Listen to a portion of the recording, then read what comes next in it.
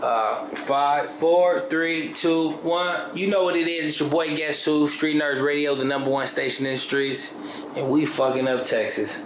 You get what I'm saying? We got a special guest in the building. Go ahead and let them know who you are, buddy. Kush Pack Chris in the motherfucking building. You know what the fuck going on, my nigga.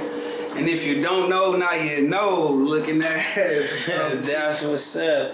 So, for the people to get familiar with who you are, let's go ahead and tell them where you from and how'd you grow up. Man, I'm originally from the East Coast. I'm a CT baby. I'm an A60 baby. I'm from Connecticut, Hartford. You know what I'm saying? I moved to Texas when I was a young bull. I probably stayed in. I stayed all over Texas, man. But for the most part, I've been in North. You know what I'm saying? North Dallas. You know what I'm saying? Shit, man. I'm from Hamilton Park. You know, that's what it is. That's what it's gonna be. You dig? For sure. So, what's the biggest difference you would say moving from Connecticut to North Dallas? Shit. Okay. Originally, well, see, CT, my part of CT, Hartford, the city more like North Dallas, like, you know what I'm saying, like South Dallas, like it's more like that. I'm from the South End where I'm from, so it's hood. You feel me? It's more comfortable out there compared to some of the other places I live. Like when I first moved to Texas, like the nigga just felt so out of place, out of pocket, and I stayed in trouble because them white folks don't like niggas. They don't like niggas, for sure. So what would you say the culture is like here? For me, coming to the city, being my second time here, what would you say the culture is like? Dallas is a consumer-based city. Niggas is shopping out here. Niggas is buying shit. You get you a product and you put it out, you're gonna be straight. Whatever it is, man, it's a consumer-based city, man. All you gotta do is be consistent and do what you do. The whole DFW is consumer-based, bro. Just tap into what they want. Give them what they want. They gonna buy it. Buy into it, all that. What's one food place I gotta try? Shit, alright. Something that the people might not know. Shit, I know your people probably don't know that for sure in Colorado, but I'm vegan, so like, I'm gonna tell you go to Vegan Food House, my nigga, where they got that. It's like soul food. Like, that's the closest thing a nigga gonna get to like eating like. Yeah, but that shit hard. Is it? That shit hard, man. What's the tree like out here? What's the weed like out here? You can get whatever you want. It's a consumer-based city, like I said. So you get you a product and you put it out there. The people go buy it. You can get anything out here for sure. Are the laws changing here as far as it comes to weed? It's getting, I say for Dallas, it's getting more lenient. It's getting more chill. But like other places outside of Dallas, they gonna milk that shit until they can't milk that shit no more. We gonna have a Juneteenth for weed too. Cause even when that shit legal, they still gonna be trying to hold niggas. But yeah, this is that type of shit going on, right? So growing up here, at what age would you say you jumped off the porch? Man, I was young as hell. We was bad, bro. We was just some bad little kids, bad young niggas. And then being from where I'm from and then moving here, I felt like I was just so like more bullied than niggas, like more bigger than niggas, more like y'all niggas don't know shit. Like until I started fucking around out in North Dallas and shit like that, I probably was like 14, we used to just be outside all day and just, yeah, we was fighting, driving everywhere, fighting, going to parties, fighting. Shit, I used to hit the mall. I was the freshest little young asshole walking around this bitch, man, yeah. But yeah, man. Did you feel like you had something to prove coming from where you from because you're not from here, so... In a way, yeah, because niggas really try, like niggas, you don't know nowhere until you been there, bro. But Texas got like this nigga, we are Texas, nigga, and we can't be beat attitude. Like Texas got like, which I respected, cause shit, that's how you supposed to be by where you from. That's why I always love Texas, cause them niggas got heart. Like they don't give a fuck. Like if it ain't Texas, it ain't it. You feel me? That's how they is. That's why I can always fuck with it. And then the hood out here is like, the hood out here remind me of the hood back home because like when you in your section, it's small like that.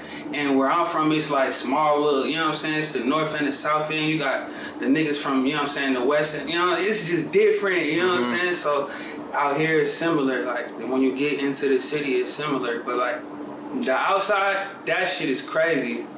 Like the outside, how like you could be in the hood. Mm-hmm. You can drive 10 minutes and it's $1 million houses and shit. Like, it's crazy. Like, What was the biggest hurdle for you in coming here? Hurdle. I had to. Where I'm from, like where I was raised, it wasn't a lot of white people around me. You know what I'm saying? Like, so when I moved here and I had like classrooms where it's like 4 niggas and a bunch of white niggas and like, oh shit. And then like growing up and leaving that shit and being back around niggas, so I actually got to learn like the best of both.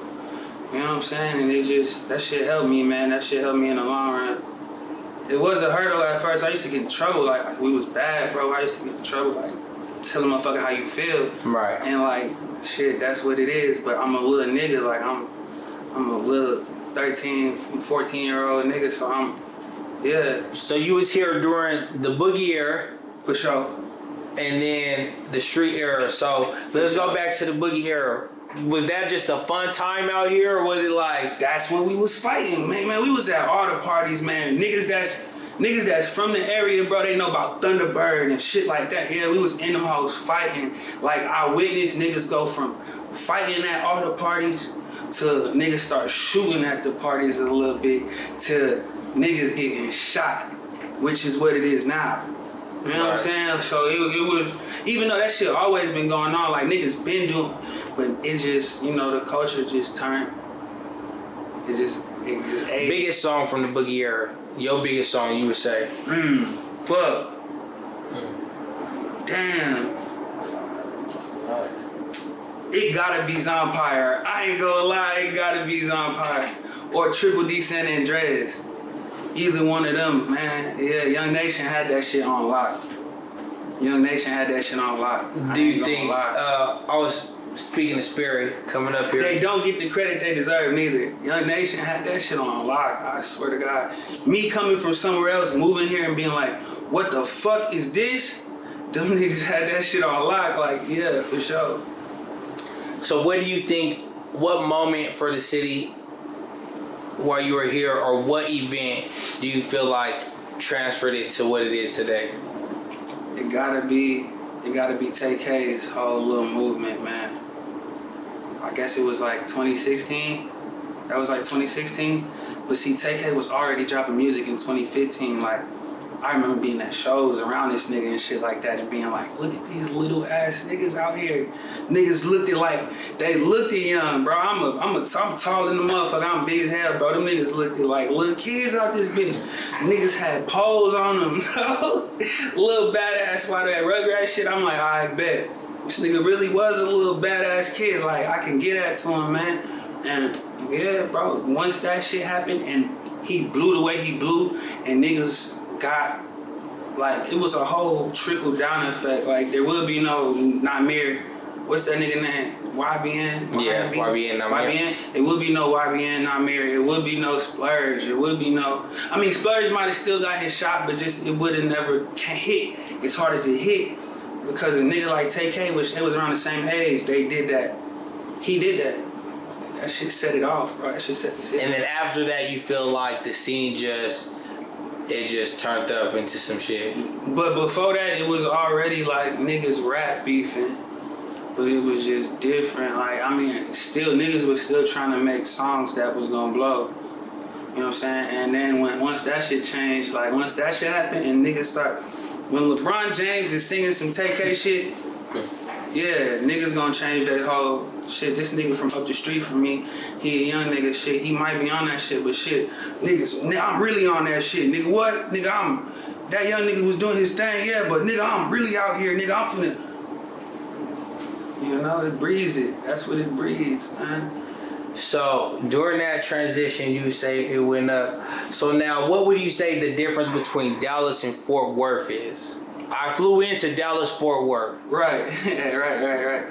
Fort Worth is its own section, and they really don't they ain't just they not friendly for niggas just coming in. Like, it's just Dallas. You can move to a section of Dallas and be straight.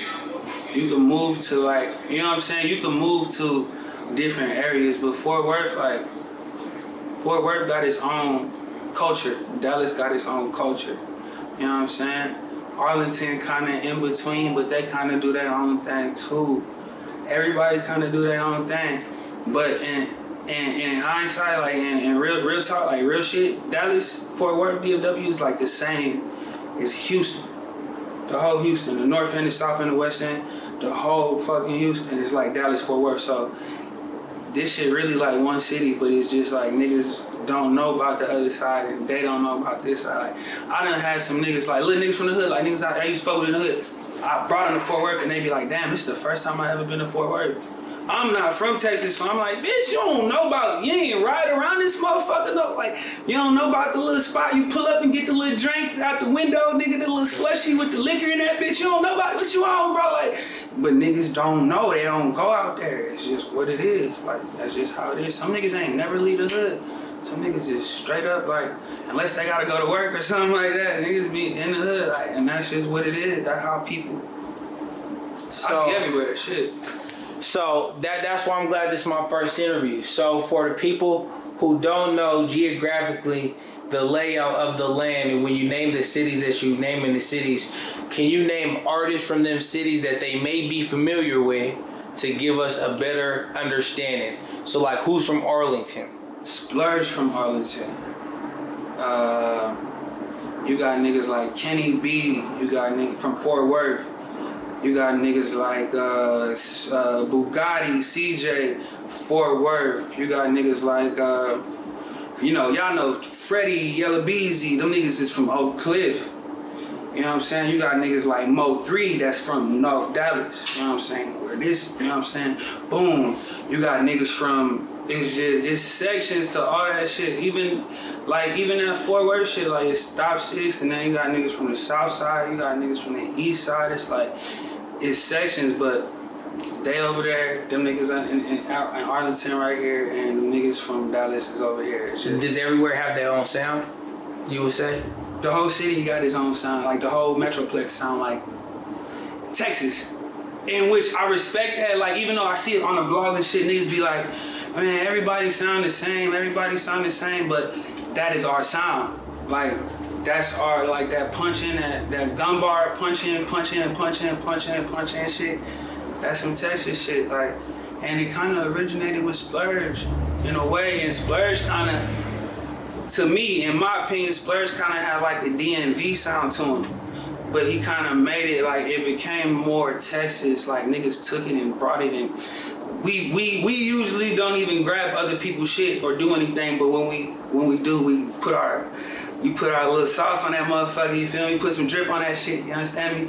And then, yeah, that shit start going like that. That's how it is. So let's talk about your music. Right. Y'all, what can we expect from you coming up? More videos, more singles. Man, I might drop one more album, EP, mixtape, whatever y'all want to call it nowadays, because music shit be crazy. I'm finna work on some NFTs. We got some NFTs coming up. That shit gonna go crazy. It's gonna be some rare shit. I'm gonna try to have it some exclusive shit for the people. Man, more shit with me and Sperry. More shit, more dripping, more sauce, more everything. What that nigga say? New house, new car. What that nigga Bankroll say? Yeah, all that shit, man. That's what we on, man. And where can they find you at? You can find me on Instagram at KushPackChris. You can find me on Twitter at KushPackChris, KushPack CRIS. You can find me on motherfucking SoundCloud, iTunes, Spotify, Tidal, your mama house, goddamn your auntie house, on any block, Millie rockin', stupid ass, but nah, for sure. I'm everywhere with it, bro. Google me. Goddamn it, you wanna find me, Google me. Ain't too hard, I promise. And I'll get back at you. Email me, I'll email you back. DM me, I'll DM you back. Yeah. For sure. So I appreciate you, man. Really fuck with me. First interview out here, man. I appreciate you 100. Streetnerdz Radio, the #1 station in the streets. One more thing.